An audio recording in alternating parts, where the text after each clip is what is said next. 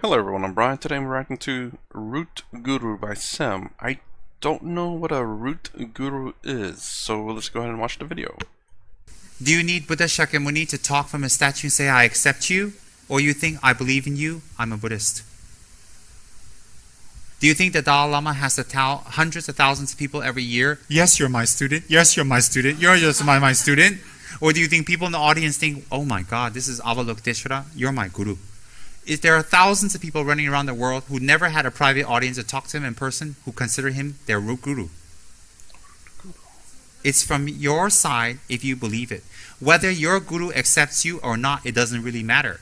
And especially if you're under a popular guru, not a cat in the alley like me, who has thousands of students, it's impossible that each student gets an affirmation from the teacher that, yes, you're my student from now on. The important thing is you yourself think, I am your student. And once you commit to that, you commit to that. The whole thing about the Lama checking the student is, you may think he is your Lama. He may not think you're the student. So if there's any higher initiations, you don't get an invitation card. Simple as that. But if there's general teachings, you're always invited. If there's higher initiations or dangerous practices that he knows you can't make it, he won't invite you. So it doesn't seal anything. You get it? Whether the guru accepts you as his student or not, when he gives you a teaching, do you not still benefit? If you practice it, do you not benefit? Then what's the problem? You want an emotional ego stroke? Oh, my long lost student from 10 lifetimes. Come here. What difference does it make?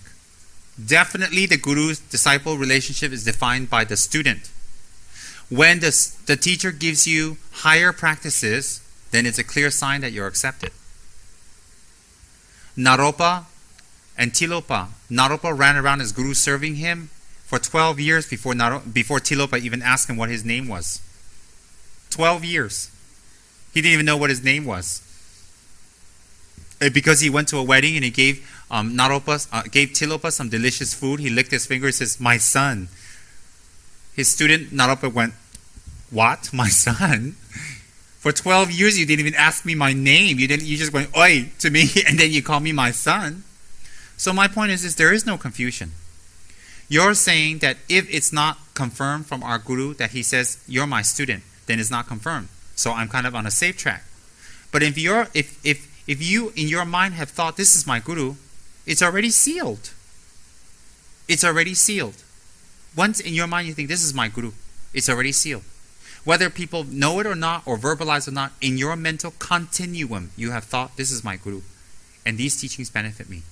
Then if you have an opportunity to say, oh, will you accept me? And the guru says yes, okay. Whether the guru verbally accepts you or not, from your side, you still have a responsibility. Just because the guru hasn't accepted you officially as a student, do you think you can go and abuse him? Beat him up? Be disrespectful? Run around naked? Throw your coffee at him? Of course not. I wonder if I would say it this way though. It's not necessarily abuse them, but I guess if you, for example, really like a guru or swami and you like the path that they are teaching, then does that mean you're going to sit there and wait until they accept you as a student before you start practicing? Or are you going to start practicing following what ways they've taught on YouTube or on their books? So whether they formally accept you or not is not the point, I think. I think the more of the point is whether you start practicing it. Are you going to wait until you actually meet the person, then ask them the question, can I be your student? And whether to say yes or no, then start practicing? No, you're starting yourself way too behind. You need to start essentially immediately. And whether they accept you or not, because you don't know and you don't know when you're gonna meet them. What if you never meet them? Then you're never gonna start. So I think it's a good idea that if there's a particular path that you like, why not start? Why not start learning? And should they ever open up a temple or whatever it is near you, you have a head start in the practice. Of course not. It has nothing to do with the side of the guru, whether he verbally or openly or directly or personally affirms your tutorialship. It's your attitude from your side. And your attitude from your side will flow into this guru-disciple relationship automatically. Automatically. And even if it's not your guru, if it's someone you receive dharma from, it's still very nice to be respectful. Taking refuge with someone doesn't mean they're your guru. And the person who gives you refuge doesn't mean they're your root guru. Taking refuge means you have entered the path. And you have started on the path of practice to become a Buddha. So to fulfill that refuge, if necessary, you can have 14 gurus that give you a lot of knowledge that will be very vast and wide to fulfill your refuge commitments. So to take refuge with 14 gurus is unnecessary. It's like saying that I want coffee, and from each guru you get a cup, so you got 14 cups. Which you fill up 14 cups, it's impossible to drink. One cup filled serves the purpose. So you do not have to take refuge with 14 gurus. You take refuge with one guru. Just one. Even without taking refuge, your guru still can be your root guru. Just by simply say, I request you to be my guru. Please, may I be your student. Even before he's accepted, if you think you're his student, you will become his student. As I say, Naropa thought of himself as Tilopa's student for 12 years, but when he mentioned that, he got a bashing. He said, I'm not your guru, and you're not my student. I've never seen you before, and I hope never to see you again. Another bashing with his walking stick, and he walked away. And Naropa was like, he likes me. Yeah, he actually says he likes me. You should read the story. It's so funny. But that's what really happened. You can make a commitment without refuge. The only thing is you don't have the vows. But you still can live as if you had the vows. Whether you had the vows of refuge or not, you still can be a virtuous person. What happens if you live in a land where there's no lamas? There's no one to give refuge, no teachers. But you came across the teachings on the internet. So you can't practice Dharma until you take refuge 20 years later? What happens if you live in in some kind of country that's communist? Or some country that doesn't admit it, or you can't go there? So if there's no gurus around, what, you can't practice virtue? You can't hold the refuge vows? The thing is this, is that taking refuge is something official, but it's also very personal. So if you live in a place where you can't take refuge from a lama, if you can't take refuge, you can make 3 prostrations to the Buddha and take the refuge vows in front of them, and you can hold it as if you had it. You can do that. You have to check circumstantial. In this country, I know what you guys are thinking about. In this country, once you take refuge, that's my root guru, the end. It's not like that. It's not like that at all. Your root lama is a lama that inspires you the most, that you feel very close, and that has given you a lot of dharma and changed your life. That is who your root guru is. In fact, I just read that yesterday. That's what a root guru is someone that really inspires you and changes your life. That's your root guru. And the root guru doesn't depend on their status, how famous or how big or how small they are. It depends on their relationship with you and how they affect your mind. That's why you call it a root guru. They change your whole root thinking. They change your whole basis of life, your whole basis of where you come from. They change everything, your root guru. And then roots, why? From the roots, the whole tree grows. That's your root guru. And that has scriptural source. Let me see if I can find it real quick. Here, Root Gurus, page 77. You guys got to get this book. It's fabulous, all right? Very fabulous. Root Gurus, it just says Root Gurus.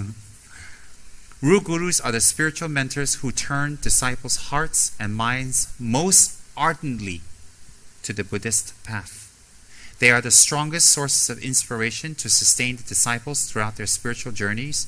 The relationship with such teachers acts as roots for all attainments, and hence root guru.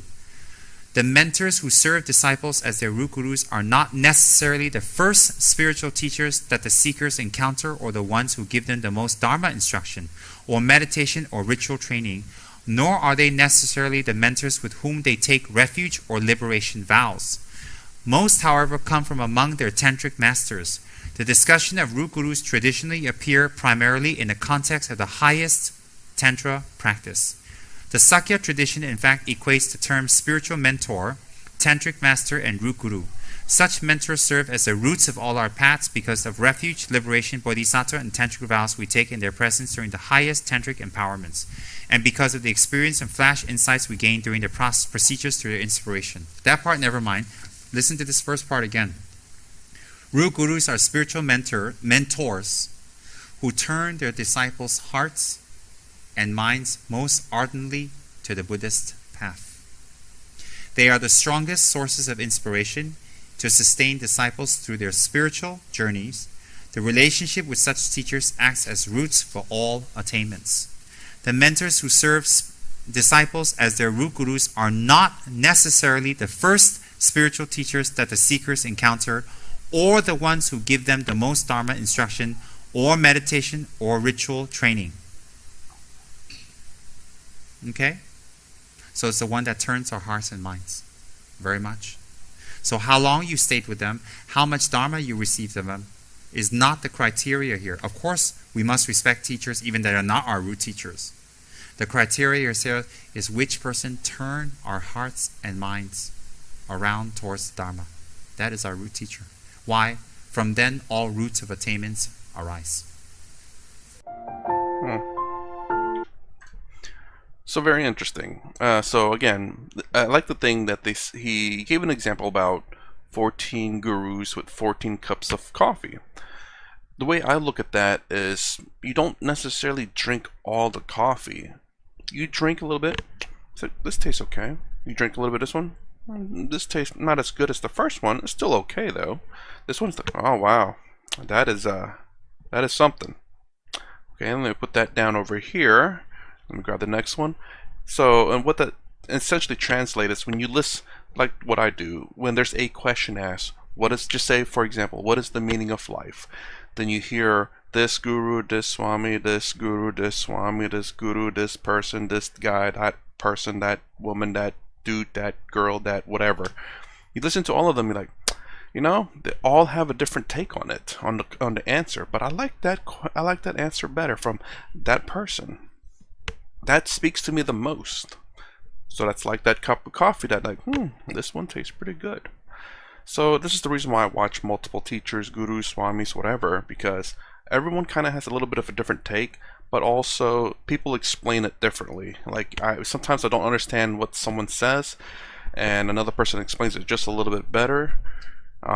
So it's all in, again, different perspectives, also different kinds of explanations to hopefully help you better understand something. Even if when you understand something, sometimes you may not fully understand it until someone explained it. You're like, oh wow, that clicks so much more now. Has happened to me a few times, or a lot of times. Anyways, that's my reaction to Root Guru. If you like my content, please consider subscribing, thumbs up, thumbs down below. Thanks for watching. I'll see you in the next vid.